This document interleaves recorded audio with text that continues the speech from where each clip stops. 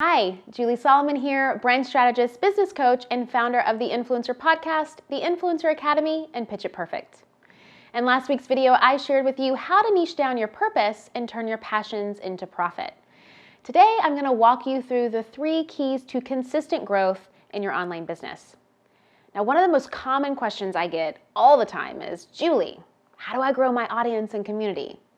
So yes, audience is super important, but your audience number doesn't matter as much as attracting the right audience, right? I mean, who cares if you have 500,000 followers or 100,000 people on your email list when only 10 of them are genuinely excited and engaged with what you share and sell? I don't know about you, but I'd rather have 50 loyal supporters than 500,000 who are MIA. So your goal shouldn't be to attract all the followers, but to attract your ideal audience and cultivate real connections with them. Social media platforms are so insanely saturated that it's almost impossible to be seen if you don't have a highly engaged following or if you're not paying to play, right? Hello, algorithm.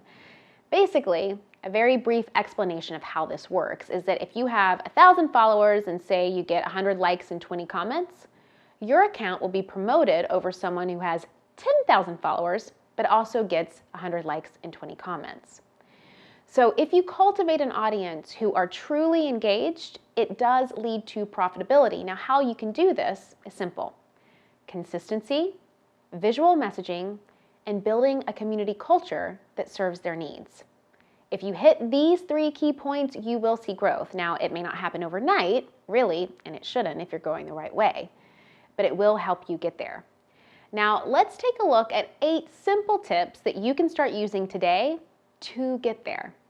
Step 1, have your photo and bio be the same on all of your social media platforms and your website.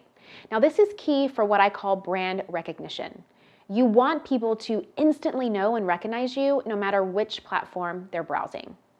2, make sure your elevator pitch is clearly stated in your social media bios and on your website. You want people to immediately know who you are, what you do, and how you can help them the second they land on your page or website. 3, always have a call to action.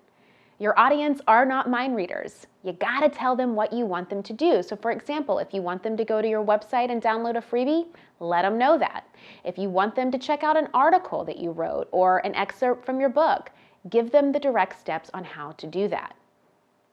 4, focus on your message and visuals with around 3 to 5 themes or topics to test. The more you simplify your themes or topics and really focus in on who you're speaking to, the more engaging your content will become. You don't want to be talking about everything under the sun because it's too confusing for your audience. 5, well, building on the point of number 4, you gotta focus down. Now this one is huge. I used to personally post a little bit about everything, which is great for a personal account, but not so great when you're wanting to grow an actual business. When you have focused content, your audience knows what to expect, and by default, they're more likely to engage when you post, and ultimately, you become their go-to for your niche. 6, get your audience involved and create a sense of community. If you want to grow an online presence that's here to stay, the engagement is key. And getting your audience involved is absolutely essential, and it's not too difficult. Here are some things that you could do. Ask questions. Teach them something. Inspire them. Make them laugh. Share something relatable. Number 7, you want to make sure you create before you consume. Engagement is the production and creation of your own work, not the mass consumption of other people's work. So make sure that your work is truly yours. Keep your eye on your own page and don't worry too much about what everybody else is doing. And hey, if someone else's content really inspires you, give them a shout out. You may earn even more of an audience that way. 8, make it consistent. Now, it goes without saying that if you're growing a business and wanting to attract an audience online, you need to look professional. There's really no way around it. Now, some people argue that edited and planned content is inauthentic, but I disagree. Things like your website and social media pages are like the front door to your business. So you gotta ask yourself, what do you want people to see first? Remember, you can be you and be professional. Now, I know a lot of this was heavy information and you may want to remember it all. So if you want to download these tips, make sure to head over to juliesolomon.net/success to get your free cheat sheet. Now, this guide is completely free for you and will help you stay on track with everything that we went over today. Again, that's juliesolomon.net/success.